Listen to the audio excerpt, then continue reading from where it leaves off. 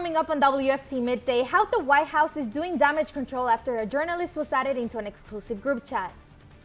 Digging deeper into affordable housing project near Gainesville's Porter's Quarters, why residents say they're concerned about communities losing their cultural identity. And what invoking the state secrets privilege means for Trump's deportation plan. This is WFT Midday starts now.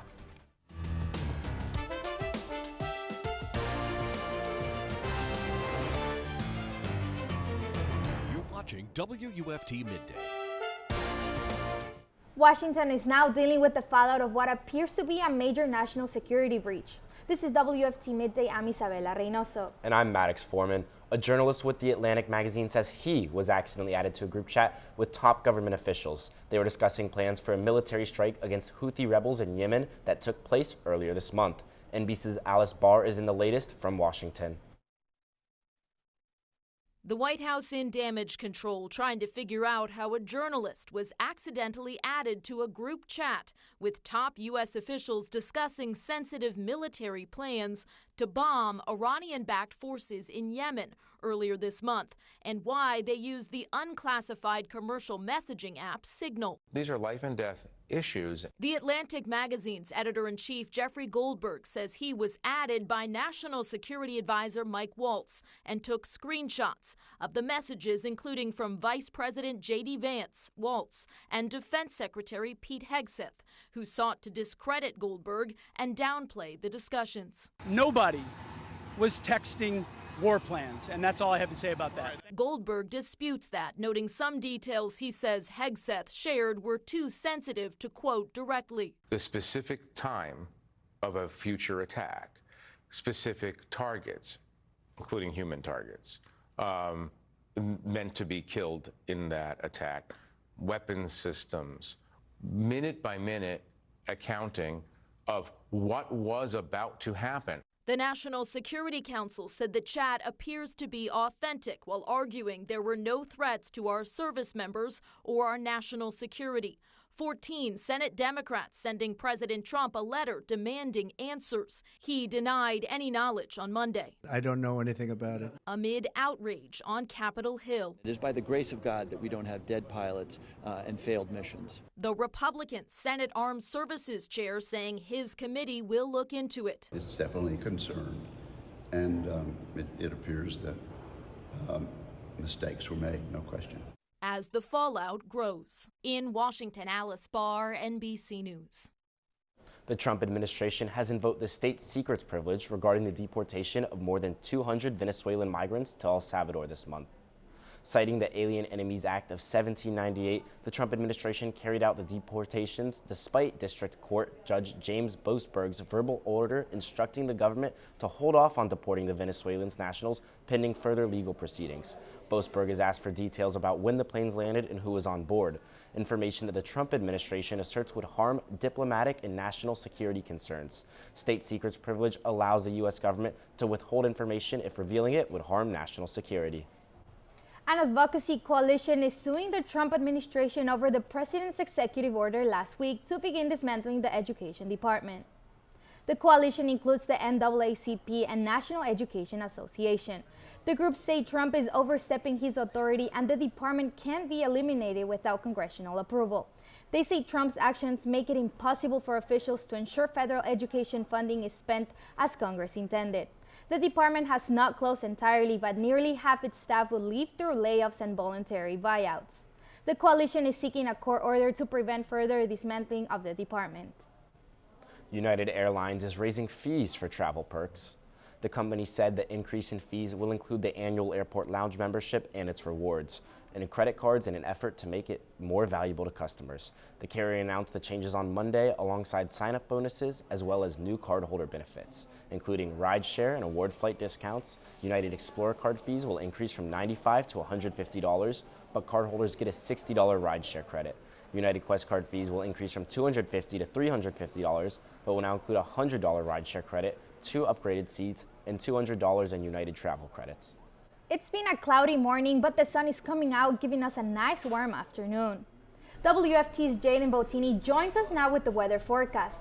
Jadyn, how is our upcoming week looking? we're looking ahead to a dry and warm week. We did see some clouds this morning, but they're going to push off to the east coast this evening. Right now on campus, again, we're looking at those clouds, 75 degrees right now, clouds lingering in both east and west views. And we can see the front that was over us yesterday is off towards the east coast, but left clouds covering pretty much all of central Florida. But we're going to see the skies clear up by this evening. This afternoon, we're getting into the 80s, 84 in Gainesville, 85 in Ocala, 80 in Crystal River, a little bit cooler towards St. Augustine and Cedar Key in the 70s. But again, staying warm this week, highs in the 80s. For the rest of the day today, 1 p.m., we're at 79 degrees, 84 by 5 p.m., cooling down to the 70s by 7. And as we head into the overnight, 11 p.m., we're at 64, but temperatures will be dropping to the lower 50s early tomorrow morning. Coming up, we're going to be taking a look at some possible patchy fog tomorrow morning, a dry and warm week this week, and a high pollen count for the next couple of days. Byron Donalds is holding a hometown kickoff rally in Bonita Springs, Florida. He is running as the Republican candidate for Florida governor in what supporters are calling a Trump-endorsed MAGA patriot. In a recent interview, the Florida representative laid out his vision for the state. About taking the things that Governor DeSantis has done and building upon them to expand Florida to higher heights and to continue for it to be the leader in the country. It's really that simple. The rally will be held Friday, March 28th at Sugar Shack downtown in his hometown. Doors will open at 4 p.m. and the hometown kickoff rally runs from 6:30 until 8 p.m. A new affordable homes project is being proposed for a Porter's Quarters, a historically black neighborhood in Gainesville. WFT's Nicole Beltran breaks down why residents feel the housing project may have negative impacts on their community. Right here at 420 Southwest 8th Street are plans to build a 7-story apartment building near a Gainesville historic black neighborhood, and neighbors I spoke to have differing opinions about it. The project is one of the many developments scattered around Porter's Quarters, an East Gainesville neighborhood known for its majority black population. Porter's residents, alongside neighbors in other East Gainesville areas, have expressed concerns over development potentially driving up housing costs or hurting their community's cultural identity. We're not giving our community what it needs. We're giving the community what the developers want, and that's not what we should be doing in our community. Residents believe the remedy to sustainable development is working with local developers to personally address the needs of the community alongside offering affordable housing opportunities. It's through these initiatives they feel development positively impacts them. The city of Gainesville and Alachua County are addressing the area's housing needs by moving forward with efforts like the East Gainesville Legacy Project and Forward Focus. Yeah, it can be done with the right partnerships and the right people, that anything is possible. The city's Development Review Board planned to review the Portman residential plan when they meet Tuesday night at City Hall. Nicole Beltran, WUFT News. As fire units, new at noon, Ocala Fire Rescue responded to an RV fire Monday evening. As fire units made it to the scene, a column of black smoke was seen. The RV was found in flames, with the fire spreading to a tree nearby. Fortunately, the RV was unoccupied at the time of the fire and no injuries were reported. The cause of the fire remains under investigation. The Gainesville Police Department is urging you to protect your kids from stranger video chats. Chat apps like Monkey connect users with strangers through video. Your child may find this harmless, but it can expose minors to risks like sextortion and exploitation. To protect children from these risks, there are measures you can take to ensure their safety. Reviewing their apps can make sure they're safe and appropriate. Talk to your kids about the risk of chatting with strangers online, and set guidelines for using social media and other communication apps. The City of Gainesville is launching a series of student-focused safety initiatives around the downtown and UF campus area. The initiatives are aimed at prioritizing student safety, reaching people experiencing homelessness, and investing in public safety. This includes increasing police presence, expanding lighting and surveillance, and introducing Downtown Ambassadors program. The initiative also allocates $46.4 million in funding to the Gainesville Police Department. This week, Gainesville city leaders are kicking off Zero Waste Week. The initiative focuses on reducing waste, reusing products, recycling, and composting. City leaders are hosting several events this week to promote waste prevention. A Think and Drink event at Cypress and Grove tomorrow from 7 to 8 p.m. The Gainesville Giving Garden will host a beginner's gardening on Thursday from 6 to 7 p.m. There will also be a composting orientation at the Compost Cooperative Gardens on Friday from 5 to 6 p.m. Your wallet might feel some relief at the pump this week. You can fill up your tank for about $3 a gallon and 14 cents, cheaper than it was last week. A gallon of regular unleaded gas was $2.90 Monday. That's 55 cents less than last year's prices, according to the AAA Auto Club.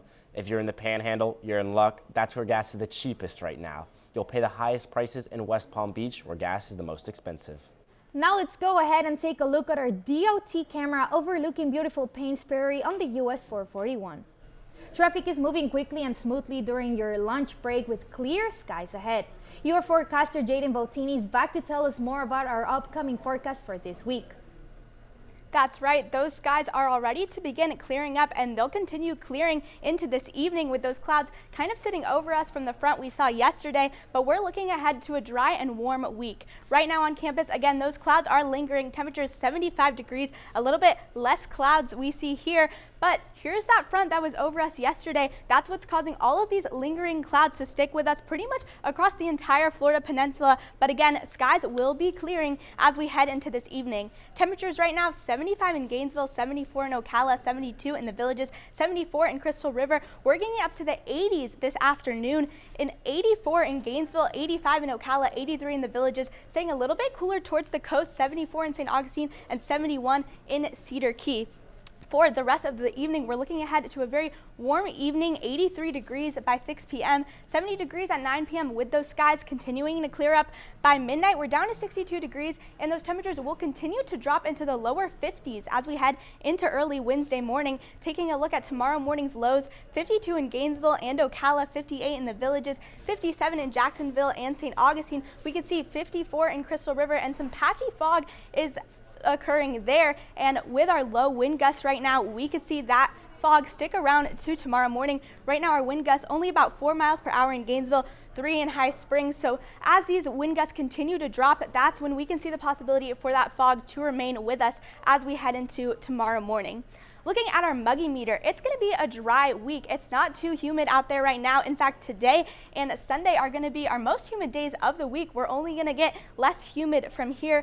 Thursday and Saturday, we're in that pleasant range, meaning we're going to feel those comfortable temperatures, and Friday we're even in the refreshing range. So again, we're in the 80s, low to upper 80s, but our temperatures are not going to feel too hot because of this low humidity levels we're seeing.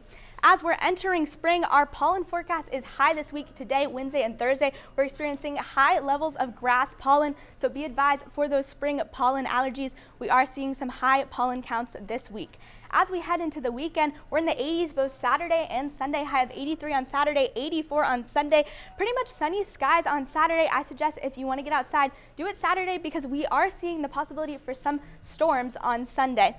For the rest of the week, tomorrow, high of 85, low of 52 degrees, remaining in the 80s, lows in the 50s this week. Saturday and Sunday still sticking in the 80s, but the possibility for some showers on Sunday and Monday. Temperatures dropping just slightly, high of 80 on Tuesday, low of 59.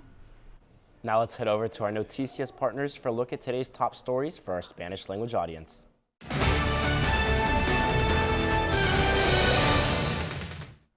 Hola, soy Candy Fontana Verde con tus noticias en 90 segundos.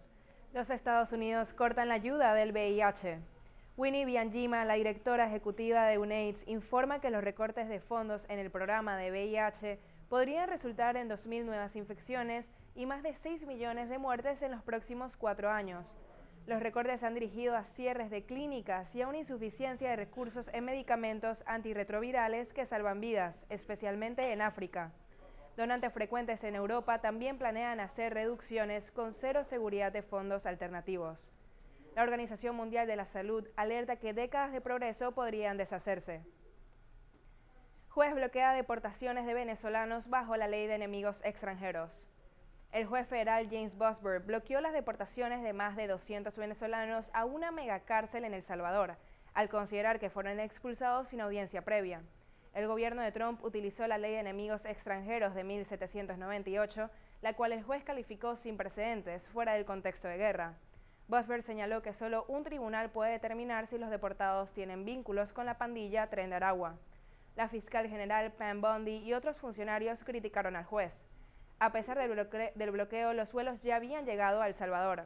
Hasta el momento, Venezuela también ha recibido a casi 200 deportados. Platini y Blatter fueron perdonados de cargos en la Corte de Suiza. El exfutbolista francés Michel Platini y el expresidente suizo de la FIFA, Sepp Blatter, fueron liberados de cargos contra estafa después de 10 años de juicio.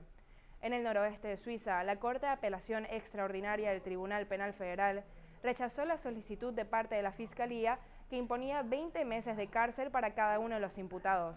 Minutos después de la sentencia del juicio, Platini expresó su satisfacción al recibir su honor de vuelta y señala que el objetivo del Tribunal Federal Suizo era impedirle convertirse en el presidente de la Federación Internacional de Fútbol. Esas fueron tus noticias en 90 segundos. Gracias por sintonizarnos.